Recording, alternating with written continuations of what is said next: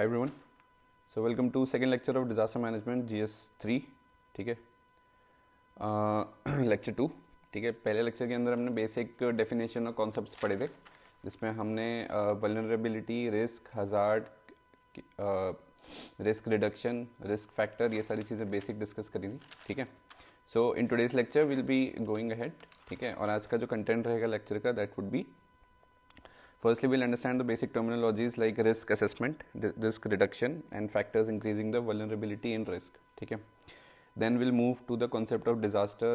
ठीक है, then we'll move towards the concept of approach to disaster management. ठीक है, इसके अंदर दो टाइप होते हैं आपके, one is your reactive approach and another is your proactive approach, जिसको developmental approach भी कहते हैं। ठीक है, तो नेशनल डिज़ास्टर मैनेजमेंट प्रोग्राम 2005 के बाद से जो भी हमारा कॉन्सेप्ट है, जो भी हमारे जो SOPs वगैरह हैं, इन SOPs we use proactive development, that proactive approach also known as developmental approach. ठीक है, then will briefly discuss about the disaster management act 2005। इसको हम प्रॉपरली तब डिस्कस करेंगे जो हमारा लास्ट लेक्चर होगा, lecture number 3।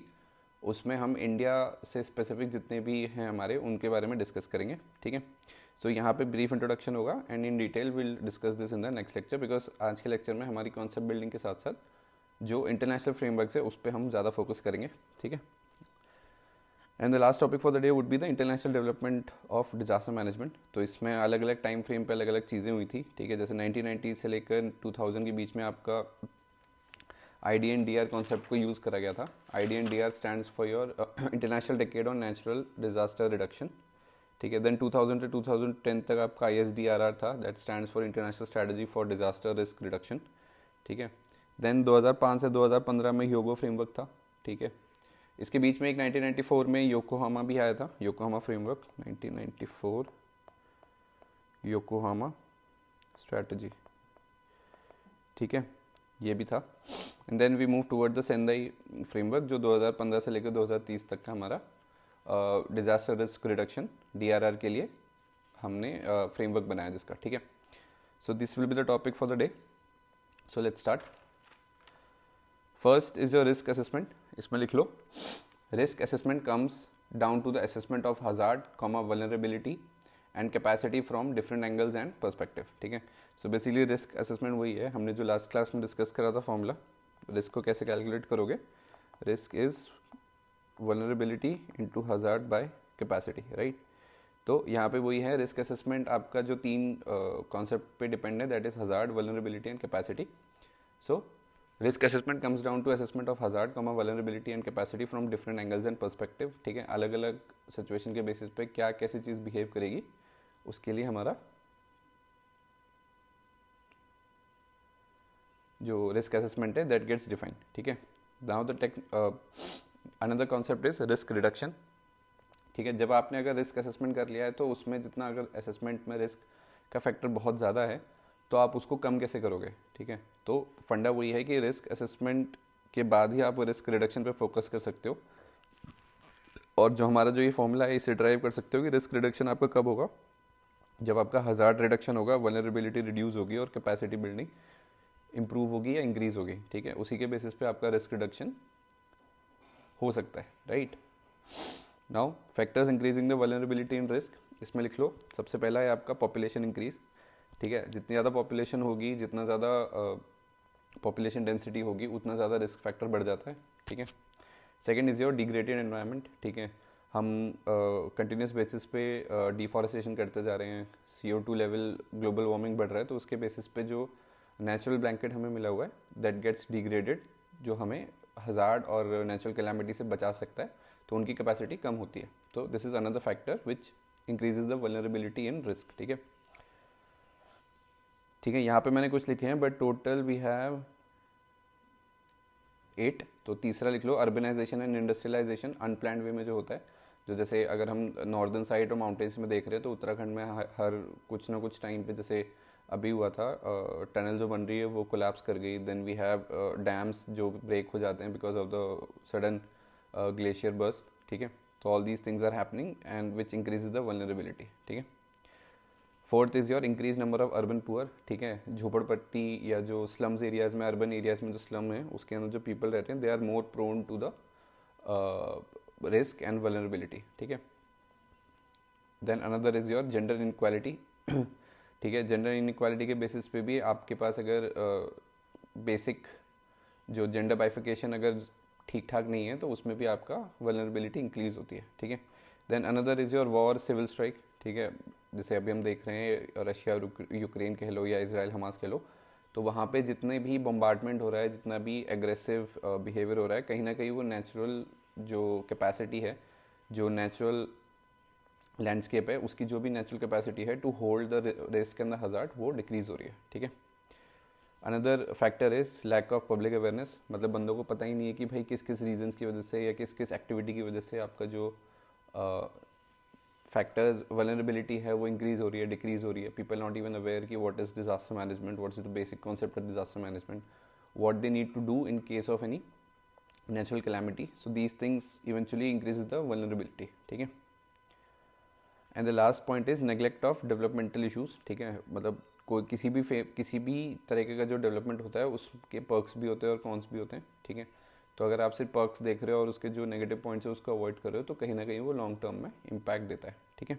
So these are the few factors which increase the vulnerability in risk, ठीक है. Now moving to the next topic that is disaster, ठीक है. इसका ग्रीक वर्ड में मतलब होता है बैड स्टार्ट, ठीक है. एंड एज पर यूएन जो डिजास्टर की डेफिनेशन है that is disaster is defined as the occurrence of sudden or major misfortune, comma, disrupting the major fabric and normal functioning of the society or the community, ठीक है. Self explaining definition है, UN की definition, तो it is a standard definition, ठीक है. कि भाई कोई भी ऐसी सडन या ऐसी मिसफॉर्चून एक्टिविटी या इंसिडेंट हो जाता है जो कि बेसिक कम्युनिटी लेवल का जो नॉर्मल फंक्शनिंग है उसको पूरी तरह से डिसरप्ट कर देता है, that is known as your disaster, ठीक है. नेक्स्ट लिखो इसके अंदर, as per disaster management act 2005, comma, disaster is a catastrophe और mishappening in any area arising from natural और man made sources by accident और by negligence resulting in substantial loss of life, comma, damage and destruction to the property and damage और degradation of environment and is of such nature and magnitude that it is beyond the coping capacity of community involved, ठीक है. तो ये इसमें भी ज़्यादा कुछ complex नहीं है, बेसिक पढ़ोगे तो that is the basic definition of disaster management act 2005, ठीक है. तो we have two standard definition, एक यूएन की साइड से और एक डीएम एक्ट 2005, ठीक है. Now moving on, approaches to disaster management. यहाँ पे हमारे दो वेज में बाइफिकेशन है. One is your reactive approach and another is your proactive approach which is also known as developmental approach, ठीक है. तो रिएक्टिव अप्रोच के अंदर क्या सीन है, लिख लो.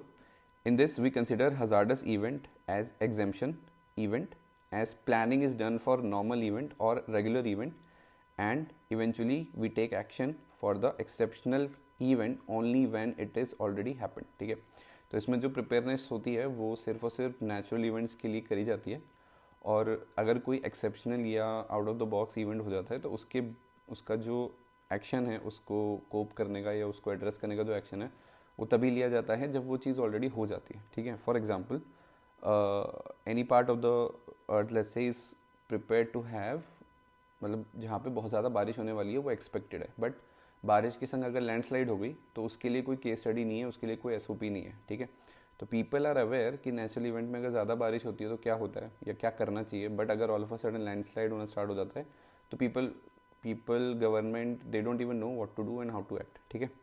तो उस केस में जब वो लैंडस्लाइड हो जाता है उसके बाद दे विल अंडरस्टैंड कि अच्छा लैंडस्लाइड के लिए भी एसओपी बनाना है, what all institution we should come up, what all safety measure we should come up to address the landslide that can happen when we have, मतलब अगर ज़्यादा बारिश के संग लैंडस्लाइड होता है या without rain also we have landslide that can happen, तो उस केस में कैसे एड्रेस करना है, these things are addressed under reactive approach, because एक बारी वो चीज़ होने के बाद then and then only we come up with the solution और द अप्रोचेस, राइट. अब प्रोएक्टिव अप्रोच जो सेकंड टाइप है हमारा अप्रोच टू डिजास्टर मैनेजमेंट, उसमें पूरा साइकिल बनता है आपका, ठीक है. इसके अंदर क्या रहता है कि आपका डिजास्टर हुआ, लेट्स से आज से 20 साल पहले या 30 साल पहले कोई डिजास्टर हुआ, उस पर हमने क्या रिस्पॉन्स दिया, ठीक है. रिस्पॉन्स मतलब आपका रिहेबिलिटेशन, ये रीडेवलपमेंट या फिर कोपिंग, मतलब कोलेटरल डैमेज, जो जो चीज़ें इम्पैक्ट हुई उसको हमने सस्टेन कैसे करा, कंटेन कैसे करा, all these things comes under your response.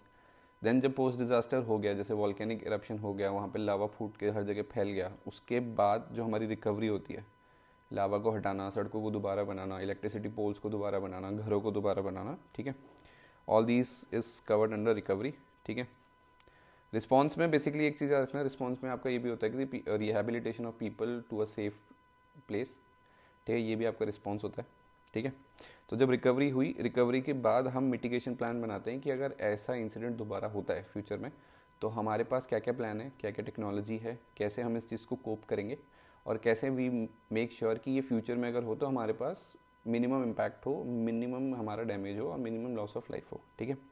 So recovery के बाद we come up with a mitigation, prevention and risk reduction plan, ठीक है। Then we do the preparedness.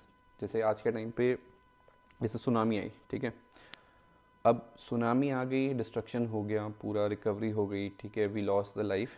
अब जब रिकवरी के बाद जो मिटिगेशन, प्रिवेंशन और रिस्क रिडक्शन वाला फेज था, उसमें वी अंडरस्टूड कि that we need a technology जो हमें पहले से ही अवेयर करा दे कि भाई सुनामी आने के चांसेस बहुत ज़्यादा हैं, ठीक है।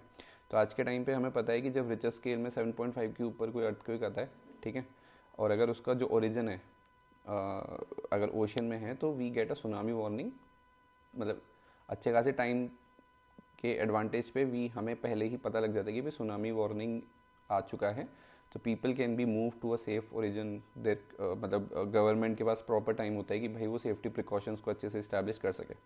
तो ये सारी चीज़ें आपका प्रिपेयर्डनेस के अंदर आ गया, ठीक है।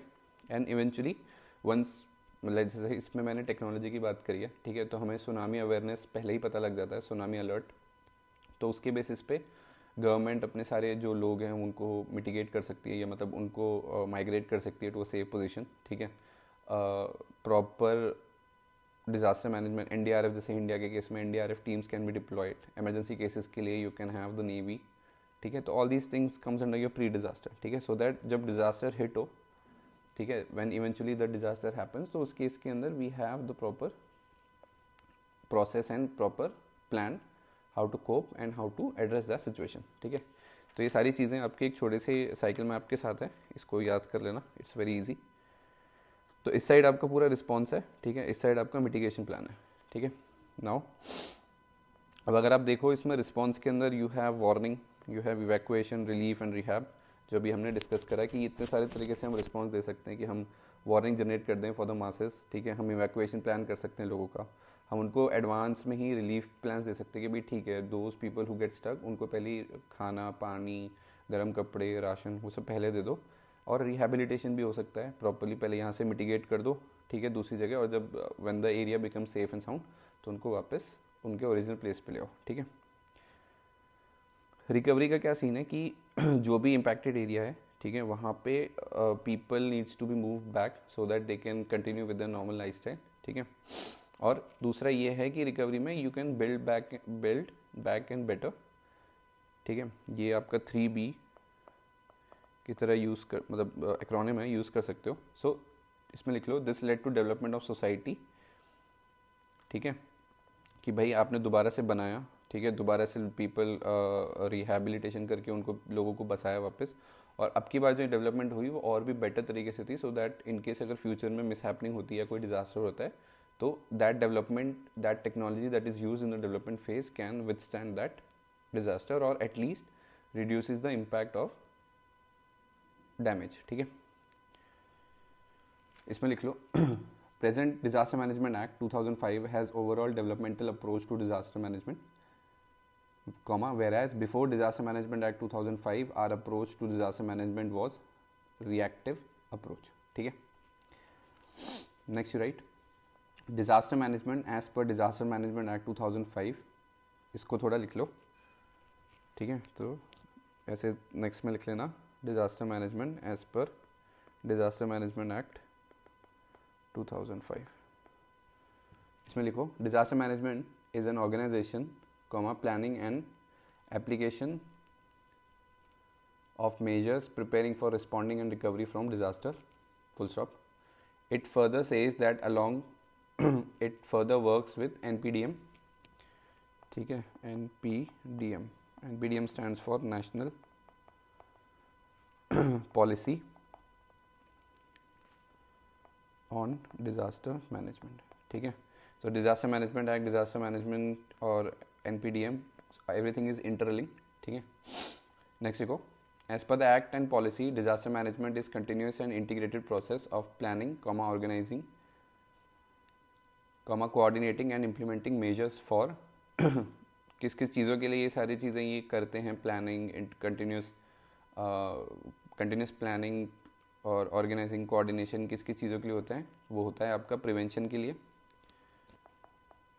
प्रिवेंशन, मिटिगेशन, लिखते जाओ, कैपेसिटी बिल्डिंग, ठीक है, देन यू हैव प्रिपेयर्डनेस, ठीक है, then you have prompt response,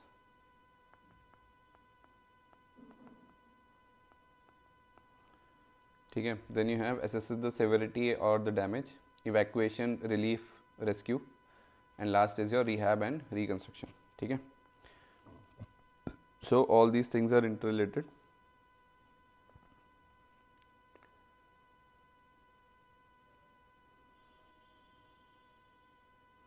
ठीक है।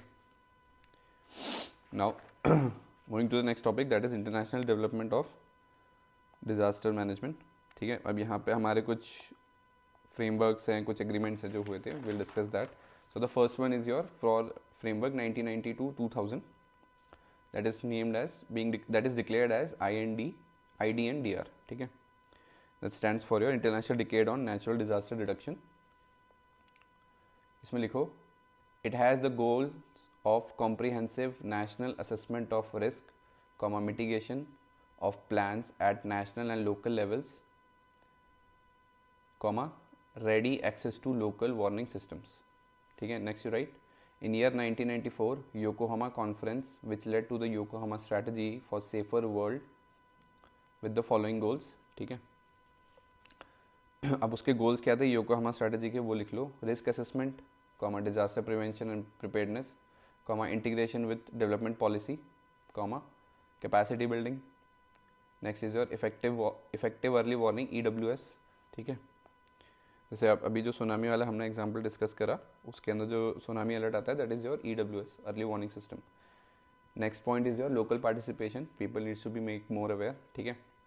Next is your reduce vulnerability by proper design, next you write global technology sharing, next you write need to protect environment and needs to have a sustainable development, and last is primary action of responsibilities lies on the country, ठीक है, कि वो कैसे अपना disaster management को address करता है। तो ये सारे बेसिक गोल्स हैं ऑफ योकोहामा स्ट्रैटेजी, ठीक है, मतलब अंडर योकोहामा स्ट्रैटेजी, जो कि एक कॉन्फ्रेंस हुई थी 1994 में, नेम्ड एज योकोहामा कॉन्फ्रेंस, ठीक है।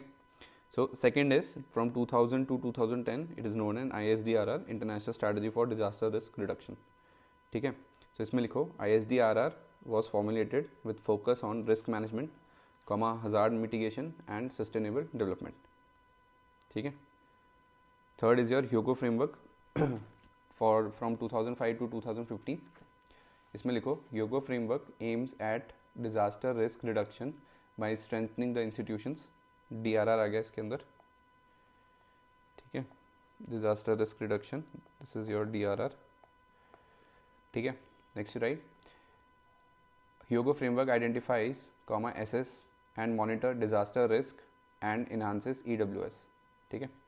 Next you write, under Hyogo framework the aim is to build culture of safety and reduce the underlying risk and eventually strengthen the disaster preparedness, ठीक है। Next line में लिखना, hence we find that Yokohama strategy and Hyogo framework we eventually move from reactive approach to proactive approach, ठीक है। तो Yokohama के अंदर आपकी रिएक्टिव अप्रोच थी और ह्यूगो फ्रेमवर्क के अंदर आपकी प्रोएक्टिव अप्रोच है टुवर्ड्स डिजास्टर मैनेजमेंट, ठीक है। नेक्स्ट है आपका Sendai framework for disaster risk reduction, ठीक है। तो इसमें लिख लो, under Sendai framework it has four priorities for action and 7 global targets, ठीक है। सो प्रायोरिटीज़ क्या हैं, ये यहाँ पे प्रायोरिटीज़ मेंशन है। First is understand disaster risk, ठीक है। Second is strengthen the disaster risk governance, third is invest in disaster risk reduction, and fourth is focus on build back better, जो हमने 3B डिस्कस करे थे, focus on build back comma better at post disaster level. ठीक है, ये आपका वही है 3B। ठीक है, now the 7 goal targets is divided into 2, one is your reduce, ठीक है, and second is your increase. ठीक है, सो रिड्यूस के अंदर हमें क्या क्या रिड्यूस करना है, जो हमारे ग्लोबल टारगेट्स हैं। फर्स्ट इज योर मोर्टैलिटी, ठीक है, जो डेथ रेट है वो कम होनी चाहिए। Second is your affected people, जो लोग रिहैब होते हैं या मतलब माइग्रेट होते हैं बिकॉज ऑफ द डिजास्टर, जो इम्पैक्टेड पीपल हैं, that needs to be reduced. ठीक है, third is your economic loss, कि भाई अगर कोई प्रॉपर्टी लॉस हो रही है, obviously it has economic loss, right. And fourth is your damage to critical infrastructure and disruption of basic services. ठीक है, तो ये सारी चीज़ें रिड्यूस होनी चाहिए। एंड कंपेरेटिवली क्या क्या इंक्रीज़ होना चाहिए as per the 7 global targets. तो ये 4 थे आपके रिड्यूस में, 3 आपके इंक्रीज़ के अंदर है। First one is countries with national and local DRR strategies. ठीक है, जो टोटल वैल्यू है वो ज़्यादा होनी चाहिए, मतलब 2020 की जो टोटल वैल्यू है, 2020 value should be more than 2015। So countries with national and local DRR strategies should increase. ठीक है, second is international cooperation to developing countries. तो जो इसमें क्या है, 2030 में जितना कोऑपरेशन होना चाहिए वो दैट शुड, 2030 की जो वैल्यू है that should be greater than 2050। ये कुछ बेंचमार्क्स हैं या कि कुछ टारगेट्स हैं जो हमें अचीव करने चाहिए। ठीक है, and the last is availability and access to multi hazard early warning system and disaster risk information and assessment. ठीक है, तो ये आपके वार्निंग सिस्टम्स ज़्यादा होने चाहिए 2030 में एज कम्पेयर टू 2015। ठीक है, so this is all for today. ठीक है, नेक्स्ट लेक्चर में हम NDMP act 2019, sustainable development goal 2015, Paris agreement 2015, ये सारी चीज़ें डिस्कस करेंगे।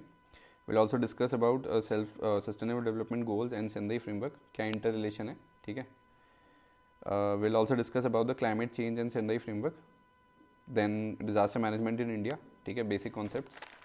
Then will also discuss about the national disaster management institutional mechanism. ठीक है, कैसे क्या चीज़ें वर्क करती हैं इंडिया के अंदर। ठीक है, top level decision making, CCS, NCMS, state level government, designated nodal industries. ठीक है, NDMA, MHA, ठीक है, CAPF, NDRF, ये सारी चीज़ें हम प्रॉपरली डिस्कस करेंगे। ठीक है, in total we have total 15 battalions of NDRF in India. ठीक है, तो नेशनल, ये पूरा national disaster management institutional mechanism पढ़ेंगे। Then will also discuss the state level disaster management coordination mechanism. ठीक है, तो जैसे स्टेट डिजास्टर मैनेजमेंट अथॉरिटी है, स्टेट गवर्नमेंट है, उसके बेसिस पे NDM अथॉरिटी है, वो सारी चीज़ें एक साथ इंटरलिंक होकर कैसे फंक्शन करती हैं, will discuss that. Then the last 2 topics would be NDRF and NDMF, that stands for national disaster relief fund and national disaster mitigation fund. ठीक है, इसको हम डिस्कस करेंगे। ठीक है, और lastly NDMP, national disaster management program. ठीक है, इसका जो एक्ट था 2005, पॉलिसी NPDM, मतलब NDMP 2009, प्लान जो था वो NDMP plan 2016, revised in 2019, guidelines, ये बेसिक चीज़ें हैं, मतलब ये आप खुद से चेक कर लोगे तो बेटर है, otherwise the number of lectures will increase. तो ये हम चीज़ें क्लोज करेंगे नेक्स्ट लेक्चर में। ठीक है, and so this is all for today, and this will be the plan for the next lecture. ठीक है, I hope you found this video informative. Please like, share and subscribe if you like the content. Keep working hard, keep studying. Thank you for watching, and I'll see you in the next one. Bye bye, take care.